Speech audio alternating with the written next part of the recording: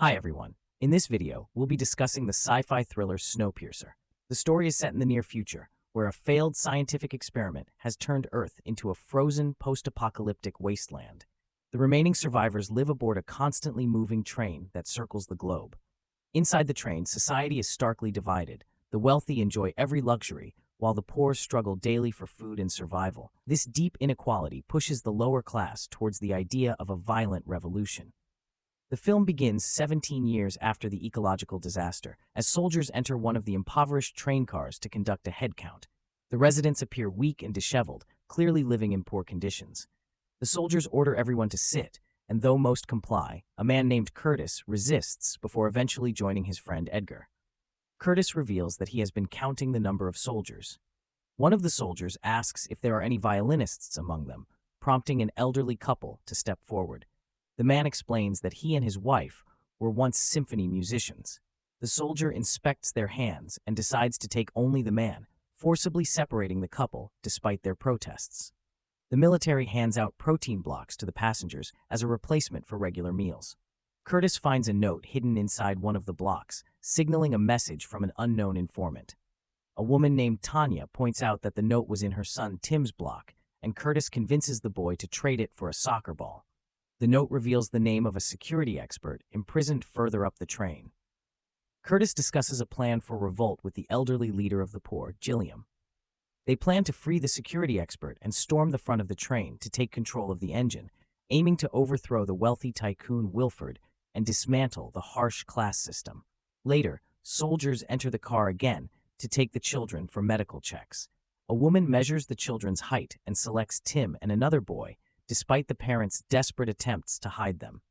When one father throws a shoe at the woman in protest, his punishment is swift. His hand is placed outside the train, exposed to the icy cold. As his hand freezes, Minister Mason, a high-ranking official, arrives to lecture the poor about the importance of following the rules set by the elite.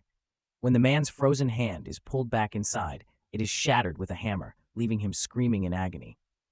Gilliam approaches the soldiers and tells Minister Mason that he wishes to speak with Wilford.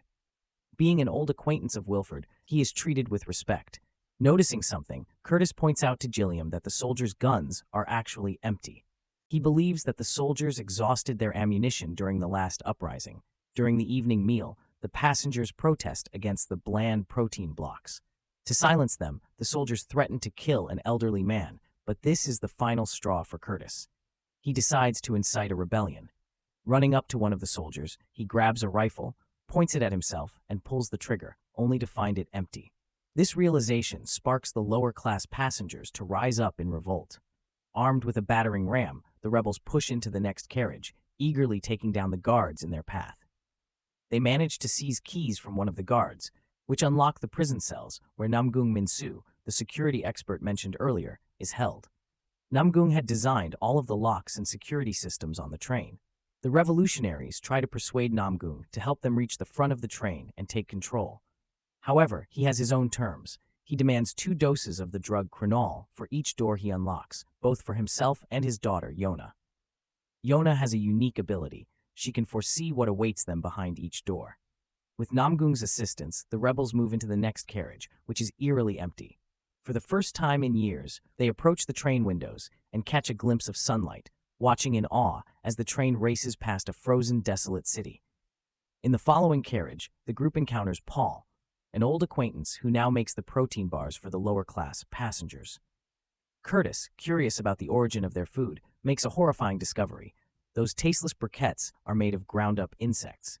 As they continue, Curtis finds a new note with the word water, prompting them to shift their strategy. If they can control the water supply, they could negotiate with Wilford without even having to capture the front of the train. As Namgung works on cracking open another door, Yona has a vision of heavily armed guards waiting for them ahead. There's no turning back. Namgung cuts the power to the door, and the rebels come face to face with the elite guards, triggering a brutal, bloody battle. Curtis grabs an axe from one of the guards and unleashes his fury, exacting revenge for the years of suffering endured in the back of the train. The carnage is briefly halted when the conductor announces through a loudspeaker that they are approaching the Catherine Bridge, marking New Year's Eve. The guards pause to congratulate each other, but Curtis's anger boils over. Minister Mason steps in again, delivering a pompous speech accusing the lower class of being ungrateful to Wilford.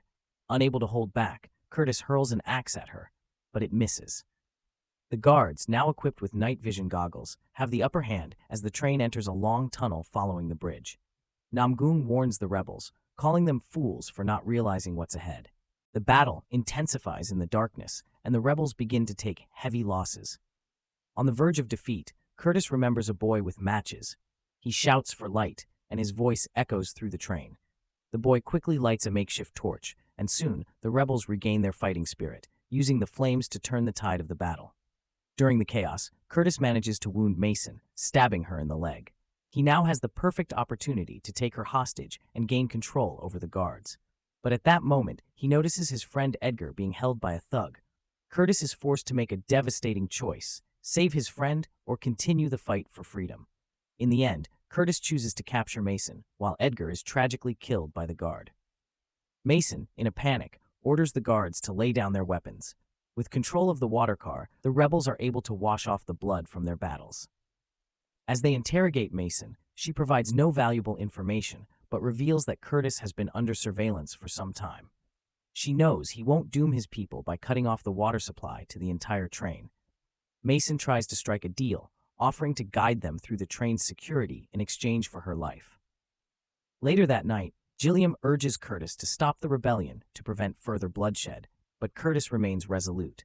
Leaving Gilliam to care for the weary and wounded, Curtis assembles a smaller group to push forward. As they advance, the group discovers new train cars filled with luxuries they had been denied all these years, realizing the extent of their deprivation. In one car, they come across a large aquarium where seafood is farmed.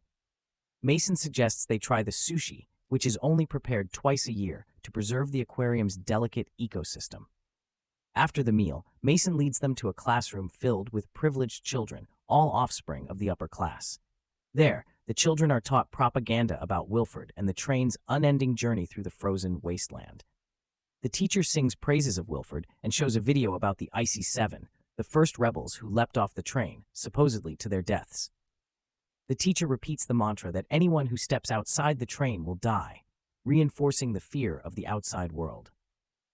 As the rebels prepare to move on, a delivery man arrives with New Year's gifts, accompanied by the violinist from earlier.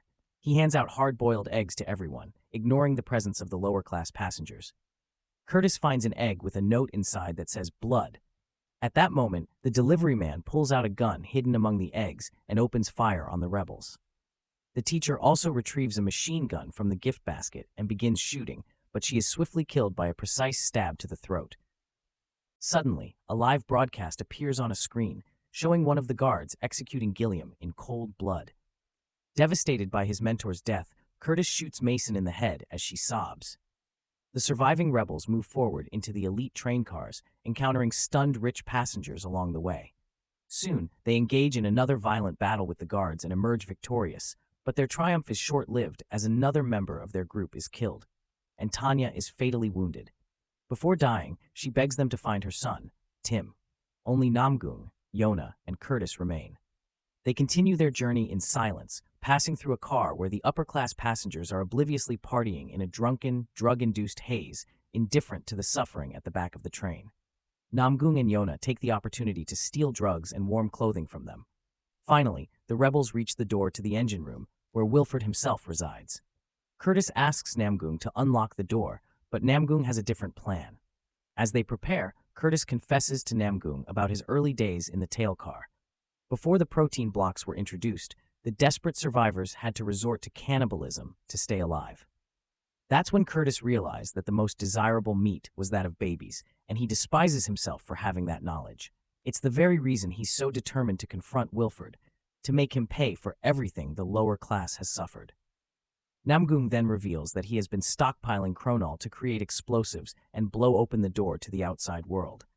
Based on his observations, he believes the Earth is warming again, giving humanity a chance to survive beyond the train. Just as Namgung prepares to ignite the fuse, a woman dressed in black steps out from the first car, shoots him, and invites Curtis to dine with Wilford. Inside the front car, Curtis finally meets the man who has been responsible for destroying the humanity within him all these years. Wilford greets Curtis as the first rebel to reach him and reveals a disturbing truth. The revolts were orchestrated by him and Gilliam to manage population control and preserve the train's delicate ecosystem.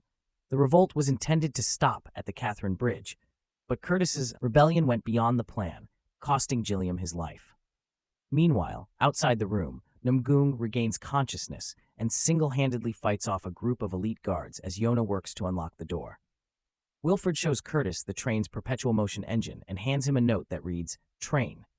He offers Curtis the chance to take his place as the new leader, assuring him it's the only way to maintain order and protect the fragile balance on board. Yona finally bursts into the room, rushing toward Curtis for matches, but Curtis, momentarily swayed by Wilford, pushes her away. Unfazed, Yona starts prying up tiles on the floor with a fork, revealing a child hidden beneath the machinery. Wilford explains that young children are needed to keep the engine running, which is why they've been abducting children from the lower class. This horrifying revelation is the last straw for Curtis, who knocks Wilford unconscious and sacrifices his own arm to jam the engine. He tosses Yona the match, and she lights the fuse. Curtis and Namgung shield the children from the explosion as the blast triggers an avalanche, causing parts of the train to derail and tumble into the abyss. As the train grinds to a halt, Yona and the rescued boy step out into the snow, wrapped in fur coats. For the first time, they stand on solid ground. Though cold and hardship await, there is hope. Off in the distance, the children spot a polar bear, proof that life has survived in the new world. Thanks for watching, everyone. Don't forget to subscribe to our channel and let us know in the comments which movie you'd like us to cover next.